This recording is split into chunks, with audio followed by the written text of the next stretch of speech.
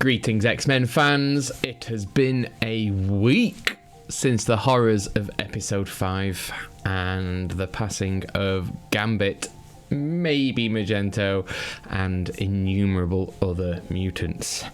And so we come to episode 6, and will things remain the same? Will they go and rewrite time and fix things? What's going to happen? Let's discuss it. Let's find out.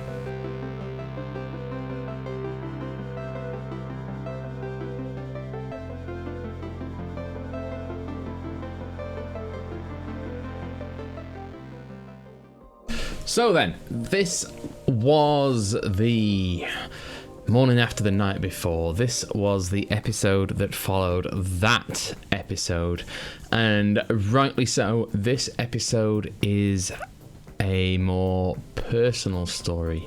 Doesn't ignore the events of the previous episode. In fact, it plays out in the background in both of the plot threads, but only in ways as to serve to drive the story forward.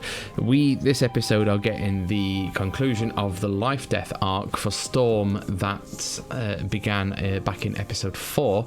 And as an added bonus, we are getting the second half of this is a story about Professor X and what he's up to right now, and seeing a bit of Charles Xavier walking around in a specially supporting armor suit. So that is superb. We'll get to that in a moment, because I actually think that was the core part of the story. They went into a lot of effort with that one, whereas Lifedeath feels a little bit squeezed. Lifedeath picks up from where Lifedeath Part 1 ended us, with Storm in this dream put there by the adversary, and then we quickly move on and she's out and tending to the very nasty wound that Forger's got on his shoulder, which by now has started to bubble and mutate. And it's kind of dead simple, really. They allowed the first part to do a lot of the heavy lifting and establishing a relationship between them, but it doesn't necessarily have given enough time to believe that Storm truly loves Forge and vice versa. He clearly wanted to repent for his sins of creating the technology that allowed her to lose her powers in the first place, but you don't necessarily believe they've had enough time to become a proper couple. But that said, it's well done. It's nice. It's a straightforward plot. She has to face her fears to overcome the demon.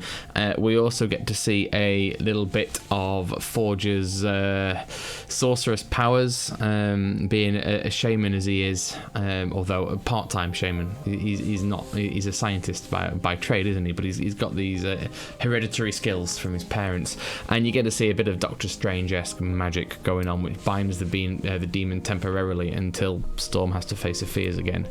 But it's dead simple, and point to point, must go to a place, must face your fears, must get the thing to cure Forge, and in doing so retrieve your powers. And the best bit about the whole arc is the moment she gets her powers, somehow grows a new costume, and basically goes on a joyride. It's the only way to really put it. She goes suborbital, so that weather satellites are seeing what she's done. She goes dancing through canyons, she creates walls of water, she plays with lightning. She does everything that Storm can do and makes it look amazing. And it's good. It's very good indeed. It's just short, I feel. But Alison Seeley-Smith doing the voice of Storm and also the adversary, and therefore playing off against herself in this, was superb. Everything that she put into it, you thought was brilliant, and I was a big fan of it. I really was. I enjoyed it a lot. But not as much as I enjoyed the return of Professor X. So as we know, he's dead. But as we know from the original animated series, that he's off on the Shi'ar homeworld because they're the only people who can keep him alive.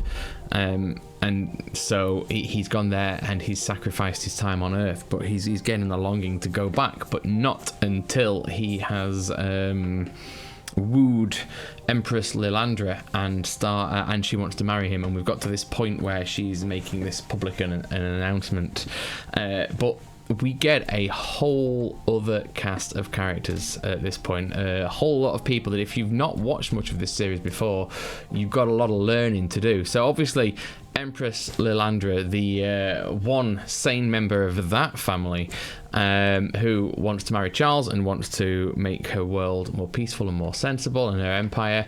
Then we get Deathbird, her lunatic, violence-loving sister who wants to take over. And we get the team, the superhero team, which is based on the old DC Legion of Superheroes, Gladiator and the Imperial Guard. Gladiator even having the name Cal Arc, say fast, Clark, and a lot of powers, very similar to Superman's: invulnerability, laser eyes, speed, flight, big, strong, gusty breaths.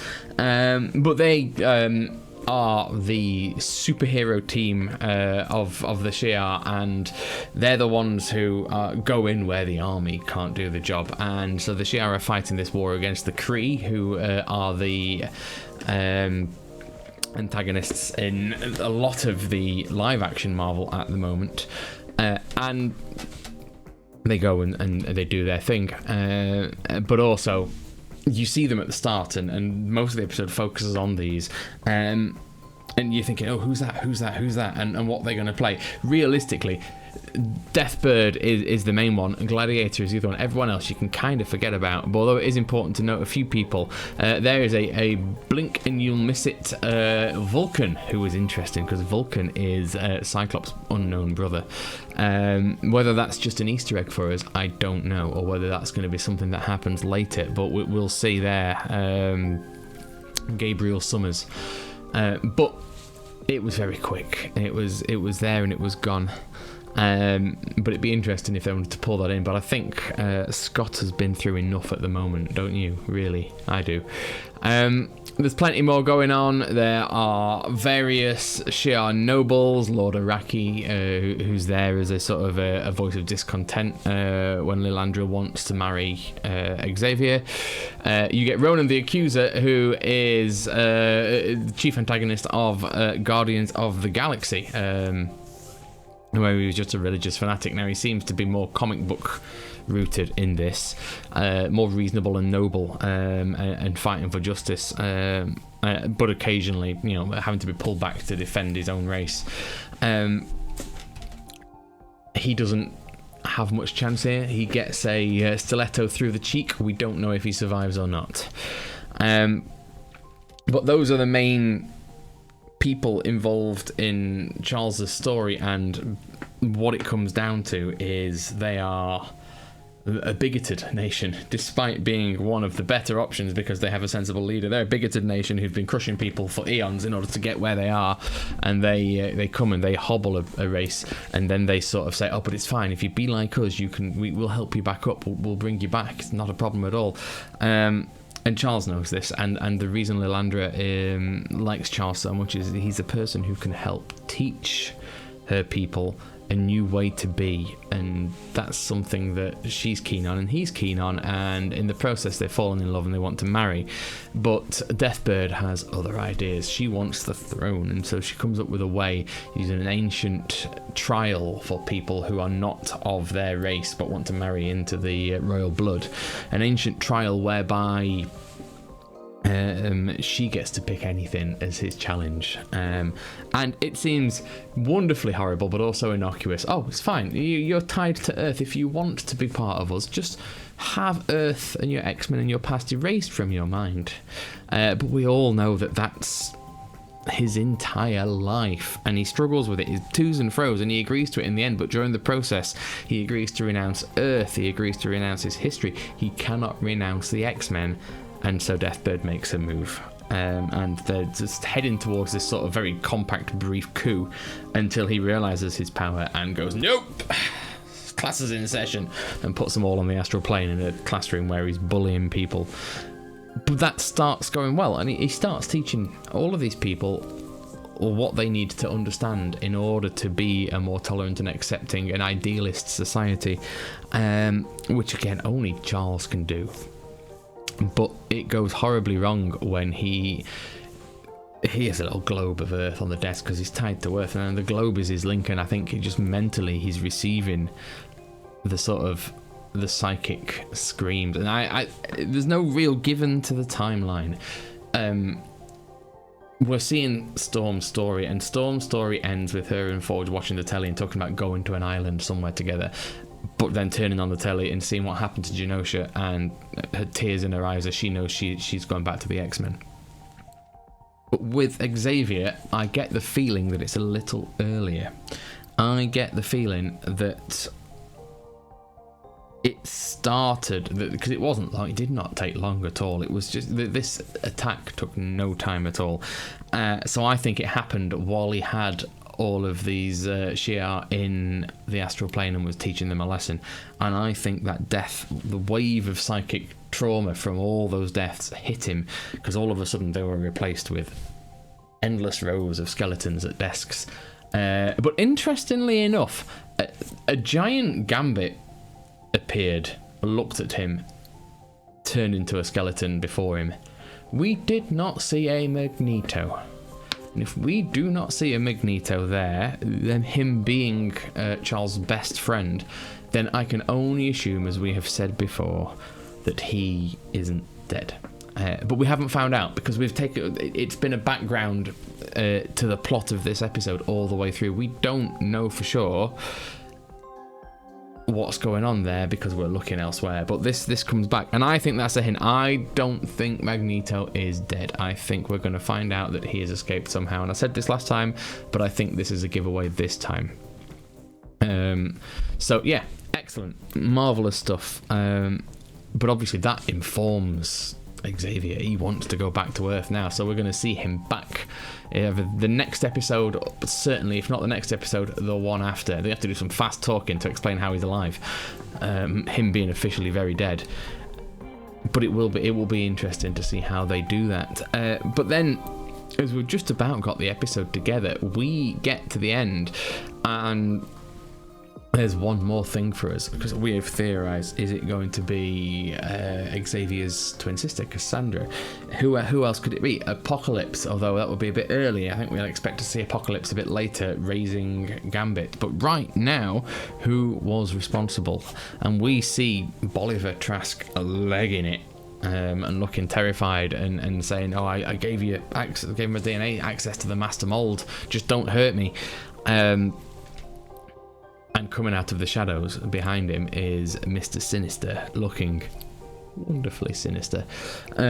His design is beautiful. Now, Sinister is this character he's an almost unkillable, wonderful villain. He's never really had, certainly in the animated series and in this, he's very much obsessed with Scott and Jean. But this is a whole new step up for him in terms of what we can expect, and it's him. He's the person behind it all, and now we need to see what we're going to do with the storyline. He's utterly nuts. He's, as I say, almost unkillable, and has just committed genocide. So where do things go, or what do we see? I can't wait to find out. I really hope we're going to get more plot developments before we hit the finale. I want to they hit us by surprise in the middle of the series. I want to see what's coming, and I still want to be surprised, if that makes sense. I want them to step it up a notch, dangle it in front of us, and then as we're going, yeah, oh, it's definitely this, just get blindsided by something again. And I mean, with 4 episodes to go, just 4 episodes. We've got Bright Eyes, and then we've got Tolerance's Extinction. And we're going to have to wait week after week after week for that 3-part finale. And it's going to drive me absolutely nuts. But until then, let's just enjoy this one. I'm going to go watch it again in a minute. And so, yeah. Hope you enjoyed it too. Let me know what you thought in the comments down below, or on our Facebook page, which there will be a link to showing up at the end of the video. Please do subscribe, leave a like, share this with your friends. The more of these that you watch, the more I can make, the more I can devote time to doing it, and we appreciate that. And lots of you watch and don't click subscribe, and it's just tap it, it's fine, that's all we want, and then it really helps us out and we'd really appreciate it. But in the meantime, until next week, take care, we'll see you soon.